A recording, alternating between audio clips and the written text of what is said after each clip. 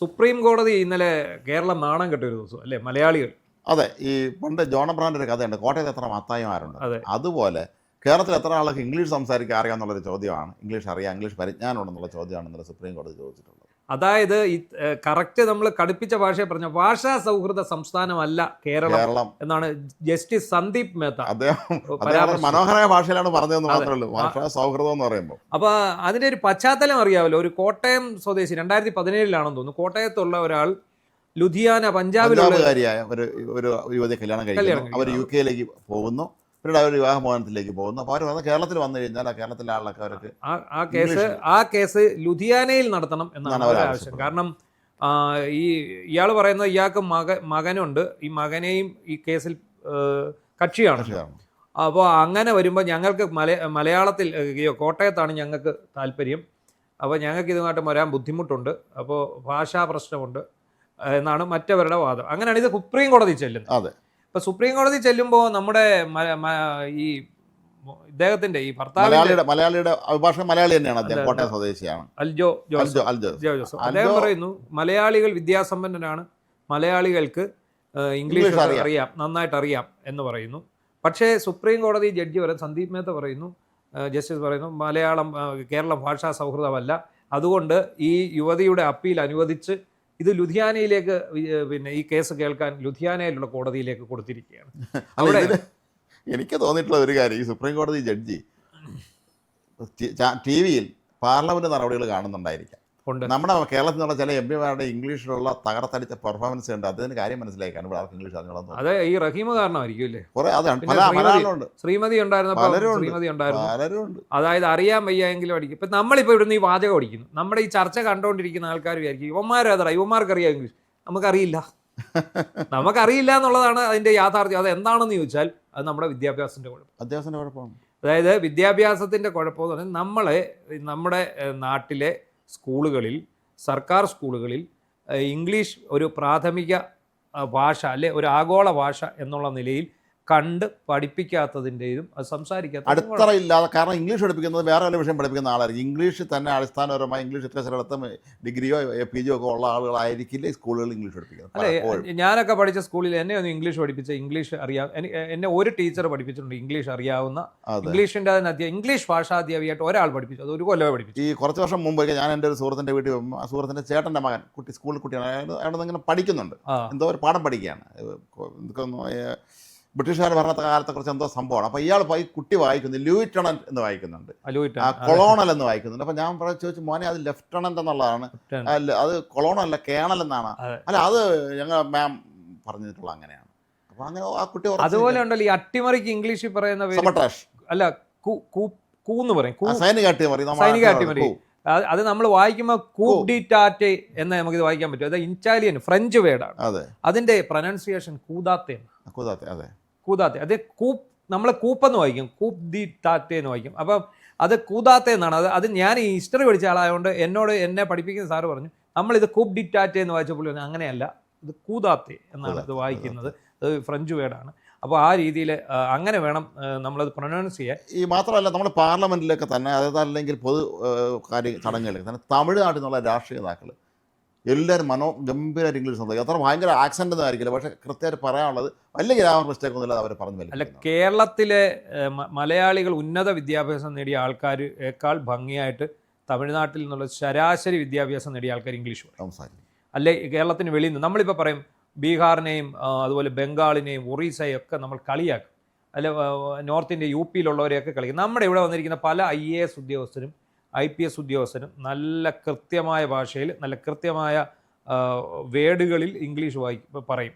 നമുക്കിവിടെ ആകെപ്പാടെ പറയാൻ ഒരു ശശി തരൂര് മാത്രമാണ്. അതാണ് ലോകത്തുള്ള ഒരാൾക്കും, ഇംഗ്ലീഷുകാർക്ക് പോലും മനസ്സിലാകത്തില്ല അദ്ദേഹം എന്തോ പറയുന്നത്. ഇങ്ങനൊരു ഫ്രൈസ് ഒക്കെ ഉണ്ടെന്നുള്ളത്. അദ്ദേഹത്തിന്റെ ഫ്രൈസുകളൊക്കെ ശരിക്കും സത്യം പറഞ്ഞാൽ അമേരിക്കൻ ഇംഗ്ലീഷ് ആണെങ്കിൽ പോലും, അമേരിക്കയിലെ ഇംഗ്ലീഷുകാരാണെങ്കിലും ബ്രിട്ടനിലെ ഇംഗ്ലീഷുകാരാണെങ്കിലും ഓസ്ട്രേലിയയിലെ ഇംഗ്ലീഷുകാരാണെങ്കിലും ഈ പറയുന്ന ഇത് ഓരോരുത്തർക്കും വ്യത്യാസമാണ്. കേരള യൂണിവേഴ്സിറ്റിയിൽ ജോലി ചെയ്യുന്ന എൻ്റെ ഒരു ബന്ധുവിൻ്റെ അടുത്ത് അദ്ദേഹത്തിൻ്റെ ഒരു സഹപ്രവർത്തനം, സീനിയറായ ഒരു ഉദ്യോഗസ്ഥൻ, നല്ല അറിവുള്ള മനുഷ്യൻ തന്നെയാണ്. ഇദ്ദേഹത്തിൻ്റെ ഫയൽ എഴുത്ത് പലതും ഈ ഭാഷയിലാണെന്ന്. അങ്ങനെ അത് കണ്ടിട്ട് വൈസ് ചാൻസലർ എന്നെ ചോദിച്ചത്, ഇയാളാണ് ശശി തരൂരിൻ്റെ അനിയനോ എന്ന് ചോദിച്ചത്. അത് ശരി. അപ്പോൾ ആ രീതിയിൽ അങ്ങ് എഴുതി കൊടുത്തുകളെ.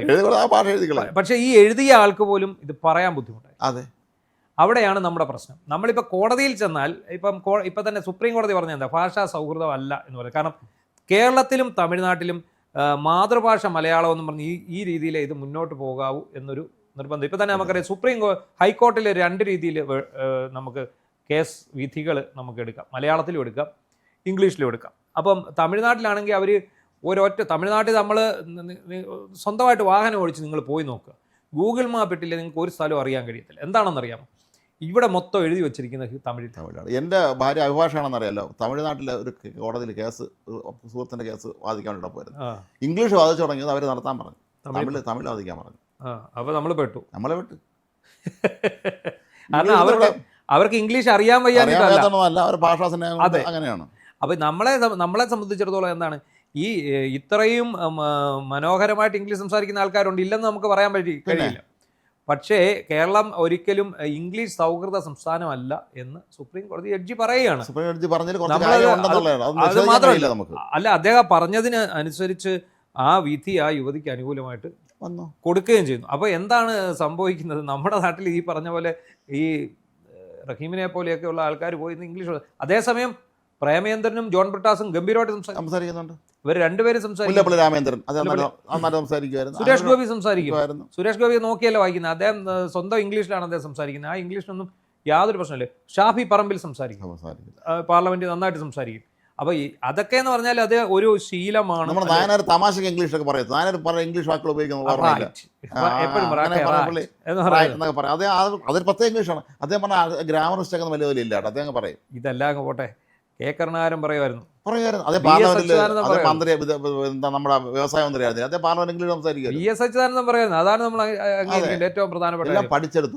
അദ്ദേഹം അതെല്ലാം പഠിച്ചെടുത്ത് അദ്ദേഹം കൃത്യമായിട്ട് പറയുമായിരുന്നു. എന്താണെങ്കിലും ശരി, നമ്മുടെ വിദ്യാഭ്യാസ രീതിയുടെയും നമ്മുടെ ട്രെയിനിങ്ങിനെ എല്ലാം അടച്ചാക്ഷേപിക്കുന്ന, അല്ലെ നമ്മുടെ മുഖത്തേറ്റ ഒരു അടിയാണിത്. നമ്മുടെ വിദ്യാഭ്യാസ സമ്പ്രദായത്തിന് ഏറ്റൊരു അടി തന്നെയാണ് ഇത് പറഞ്ഞിരിക്കുന്നത്. ഇതിന്ന് മനോരമയിൽ ഒരു ചെറിയ കോളത്തിൽ മാത്രമാണ് ഈ വാർത്തയുള്ളത്, ഈ സുപ്രീം കോടതി നടന്ന ഈ വിധിയെ. അത് വളരെ പ്രസക്തമായ ഒരു കാര്യമാണ്.